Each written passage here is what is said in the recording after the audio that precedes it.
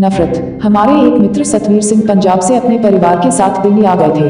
पंजाब में उनके बहुत से खेत थे जो कि धोखे से उनके भाइयों ने अपने नाम करवा लिए थे और इन्हें वहां से पलायन करके दिल्ली आना पड़ा।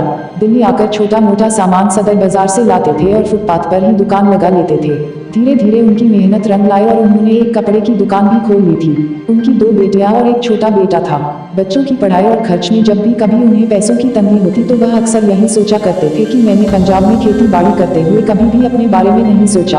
अपने लिए मैंने कुछ भी नहीं करा, अपने भाइयों को बड़ा करने के लिए जो भी मुझसे बना मैंने करा, लेकिन मेरे भाइयों ने अंततः मुझे धोखा दे दिया। जितना भी वह परेशानियों से जूझते उतना ही उन धोखेबाज भाइयों के प्रति नफरत उनके चेहरे पर टपकने लगती थी। यूं ही समय बीत रहा था और उनकी मेहनत से उनकी दुकान भी अब अच्छी ही चलने लगी थी। दोनों लड़कियों को तो उन्होंने सरकारी स्कूल में डाल रखा था और छोटे बेटे को उन्होंने इंग्लिश स्कूल में डाल दिया था। वह अक्सर यही कहते थे कि कुछ समय बाद 9th क्लास से अपनी लड़कियों को भी मैं इंग्लिश स्कूल में ही डाल दूंगा, बस थोड़ा सा काम और बढ़ जाए तो अच्छा ही हो जाएगा। इस बीच उन्होंने लोन लेकर एक छोटा सा फ्लैट भी खरीद लिया था।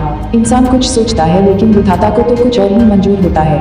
एक समय दिल्ली में कुछ ऐसा दंगा भड़का कि जिसमें उनकी जान ही चली गई। अब सतवीर भाई साहब की पत्नी दिल्ली में अकेली ही रह गई थी। गांव में सूचना भी कर दी थी लेकिन उनके घर पर कुछ पड़ोसी और दोस्त ही थे। पंजाब से कौन आएगा कौन नहीं, भाभी जी को कुछ भी अंदेशा नहीं था।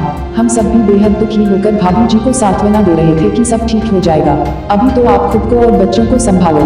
हालांकि भाभी जी बेहद हिम्मत से काम ले रही थी लेकिन फिर भी भाभी जी रोते रोते यही कह रही थी कि अब तो पंजाब में भी सबका कलेजा ठंडा हो गया होगा, अब तो कोई उन्हें बोलने पूछने वाला ही नहीं है, वह सब तो मुक्ति पा गए। सोचते सोचते ही वह जोर जोर से रोने लगती थी। मैं, मेरी पत्नी और अड़ोस पड़ोस के परिवार भी उन्हें बेहद दिलासा दे रहे थे। सुबह उनकी अंत्येष्टि क्रिया होनी थी। अभी शाम तक पंजाब से कोई आया नहीं था। भाभी जी अकेली थी और बेहद परेशान हो रही थी। हम सब रात को फ्लैट में उनके घर में ही रुके हुए थे। भाभी जी ने जिन जिनको पंजाब में सूचना देने के लिए कहा था, हमने उन सबको सूचना भी दे दी थी। रात के लगभग 1 बजे के करीब हमारी कॉलोनी में एक ट्रक आया।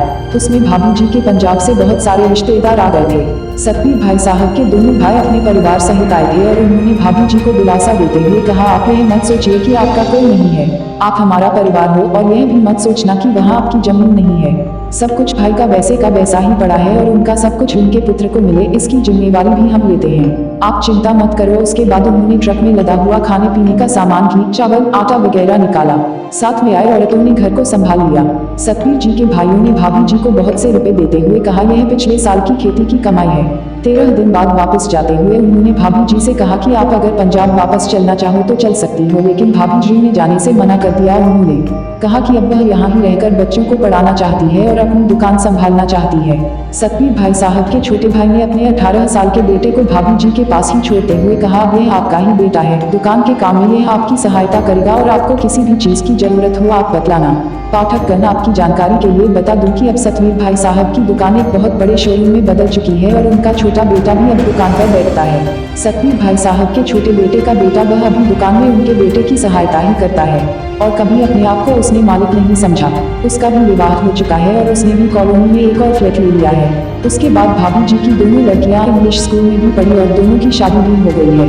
नफरत या प्यार, यह सिर्फ मन की भावनाएं हैं। परमात्मा ने तो संसार में केवल प्यार देकर ही भेजा है, लेकिन अपनी संकुचित मानसिकता से लोग इसे नफरत में बदल देते हैं।